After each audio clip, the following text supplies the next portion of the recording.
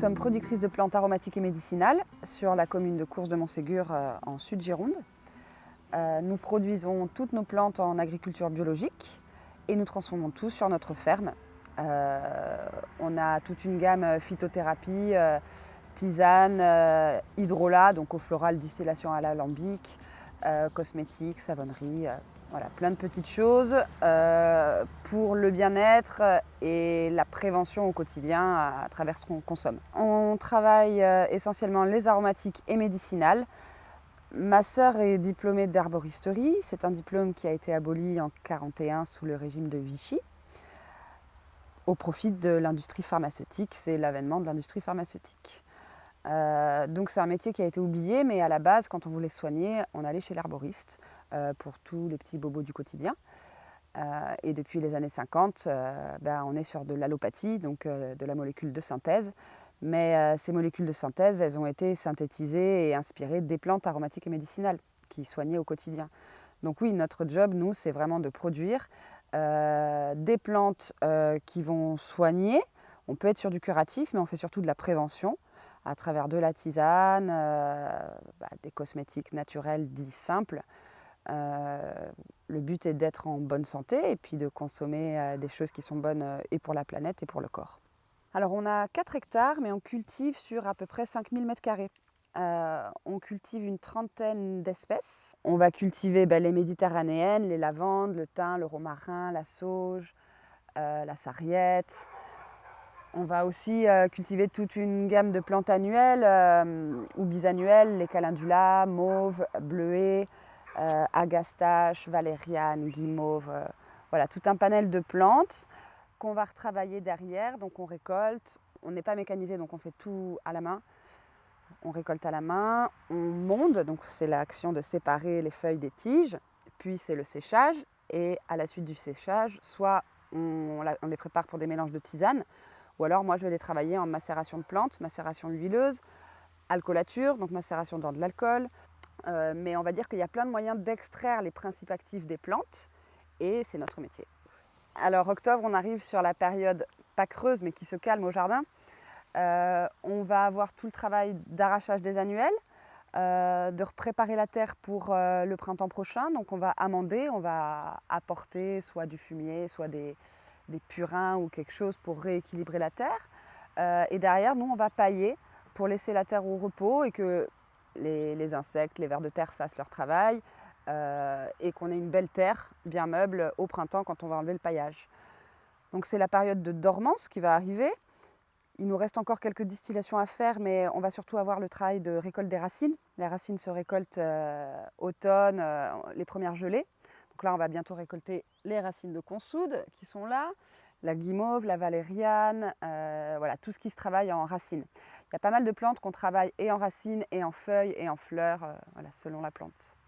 Donc voilà, ça c'est le travail de l'automne. On est plus à l'intérieur dans les ateliers. On va transformer, on va se mettre à jour sur tout ce qu'on n'a pas eu le temps de faire en pleine saison. Et on va préparer les marchés de Noël. Et après, si on suit la chronologie, revient le printemps et là on recommence sur les semis. Donc on sème en février, mars, on prépare les terres et on va commencer à planter entre mars, avril et mai, après les seins de glace pour les gélives, les verveines, les géraniums, tout ça. On arrose très peu, on est sur des rustiques et en plus de ça, on paille vraiment tout ce qu'on met en place. Donc ça limite l'arrosage. On a un système de goutte à goutte qu'on tire de notre étang pour le début à la plantation. Là, c'est quand même important d'avoir un petit apport d'eau. Et après, tout ce qui est méditerranéenne, lavande, thym, sarriette, sauge, c'est des plantes qui n'ont pas besoin d'irrigation, à part la première année quand on les met en place. Mais comme c'est des vivaces, elles sont déjà en place. Là, on a la parcelle des méditerranéennes, on n'irrigue plus. On est assez émancipé de l'eau avec notre activité. Et en plus de ça, on est sur un terrain où on est en bord de Drô. Il y a un étang ici, on est sur une zone humide avec des veines d'eau qui passent et qui vont jusqu'au Drô. Il y a un sourcier qui est venu qui a remarqué qu'il y avait pas mal de veines d'eau. Donc on a la chance de ne pas avoir trop de problèmes de canicule, même en période caniculaire. Les récoltes, à partir de mars, on va dire qu'on cultive une trentaine de plantes et il y en a une vingtaine d'autres qu'on va aller cueillir en cueillette sauvage, donc sur des lieux préservés. Donc ça commence par l'aubépine qui fleurit au printemps, en mars, avril. la prime vert. Donc voilà, il y a toute une liste de plantes qu'on ne va pas cultiver, qu'on va aller récolter. Ça, c'est un gros travail au printemps. Les jeunes pousses de ronces, la reine des prés un peu plus tard.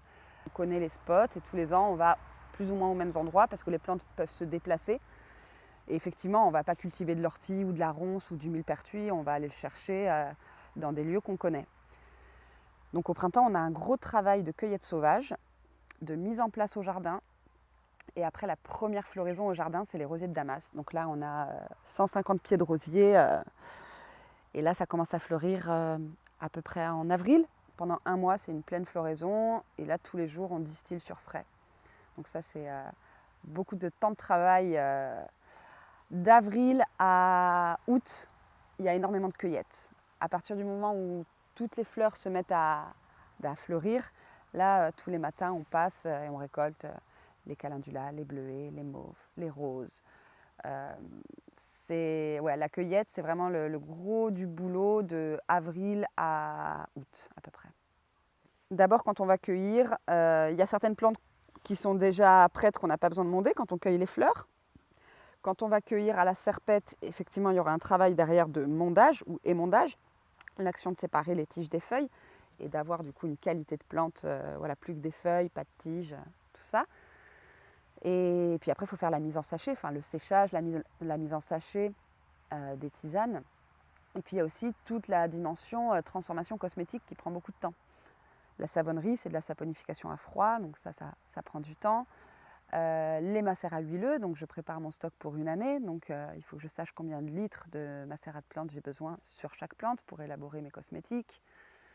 Donc il y a quand même du travail à l'intérieur dans les ateliers toute l'année en fin de compte. Alors on a une gamme assez large, mais parce qu'on est 2, souvent les gens sont surpris de l'amplitude de notre gamme.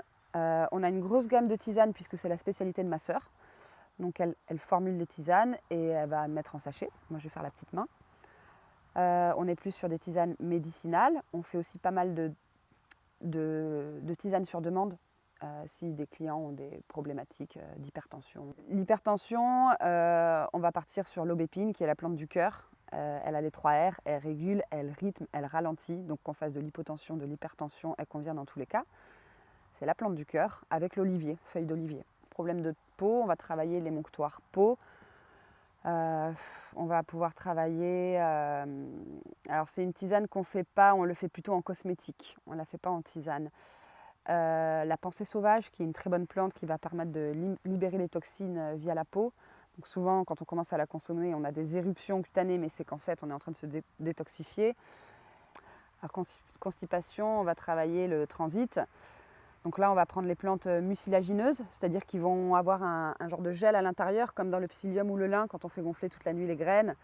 Ça donne un gel le matin qu'on va boire, ça va libérer le transit, ça va permettre que ça se libère en douceur.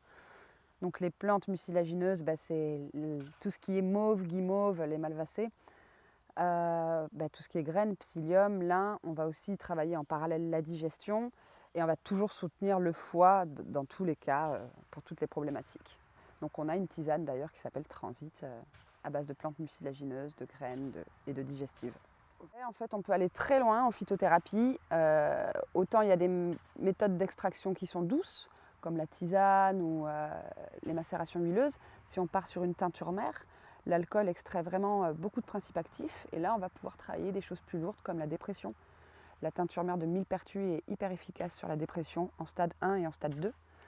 Le stade 3, c'est vraiment une dépression très prononcée. En Allemagne, par exemple, la majorité des dépressions sont soignées avec la teinture mère de millepertuis et c'est très efficace. Pour le manque de confiance en soi, on conseille beaucoup le laurier noble, qui est la plante du courage, les lauriers de César. C'est une plante, si on a du mal à prendre des décisions ou un manque de confiance en soi, ou des flottements, on va se la vaporiser sur l'aura ou la boire en interne. Alors oui, au niveau subtil, on travaillerait sur la prise de décision, sur le fait d'aller de l'avant. Alors la rose de Damas, parce que c'est une de mes plantes fétiches, c'est la plante quand on va être déstabilisé au niveau émotionnel, qu'on va avoir des angoisses ou qu'on va avoir des peines de cœur, de la tristesse.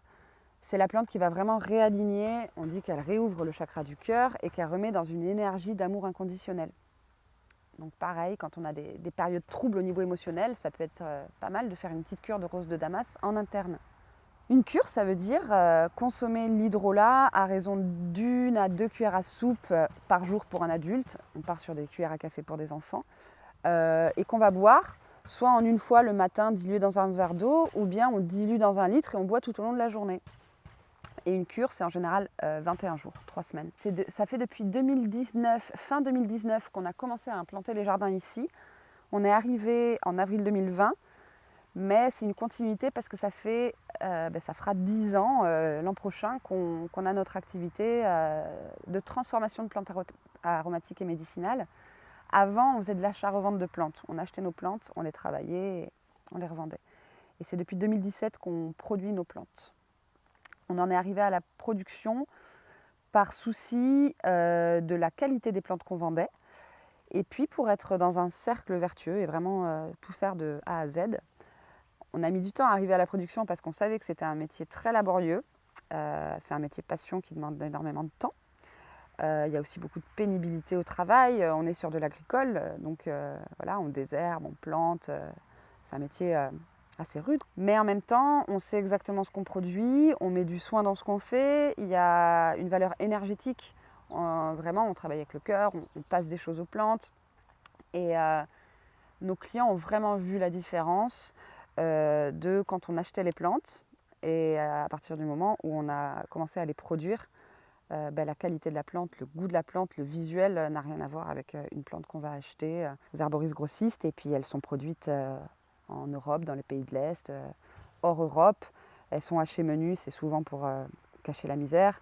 C'est travaillé, tout est travaillé avec des tracteurs, c'est mécanique, c'est récolté avec des barres de coupe. Il n'y a plus rien de manuel, donc on va dire qu'il n'y a plus le même pouvoir de la plante. C'est important de se soucier de la qualité et de la provenance de la plante. Il y a quand même un petit protocole, on demande, on communique subtilement avec la plante. Donc c'est sûr que quand on mécanise tout, on s'éloigne de la plante. Donc oui, je pense qu'il y a forcément des conséquences sur les principes actifs de la plante, sur la qualité de la plante. Du coup, ma sœur et moi, on a choisi de vendre essentiellement en vente directe, en circuit court. Alors d'une, on est sur des produits où les gens ont besoin d'être aiguillés, ont besoin de conseils. Donc c'est compliqué de laisser en autonomie le client choisir ses plantes. Et puis de deux, c'est aussi des valeurs qu'on veut porter, le circuit court, le lien entre le consommateur, le producteur. Ça nous permet de rencontrer nos clients, de sensibiliser à la santé par les plantes, à la prévention. Et puis on est sur une filière, une petite niche. Les gens connaissent peu les aromatiques et médicinales, donc c'est important pour nous la vente directe pour pouvoir communiquer autour de notre métier qui est peu connu, sensibiliser sur la prévention.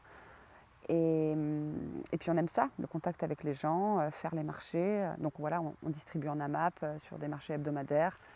On fait des foires dans le coin, moi je fais les médiévales. Alors les médiévales, c'est tout le long de la vallée du Drô, ça part de la Dordogne, ça remonte par le Lot-et-Garonne et ça finit en Gironde.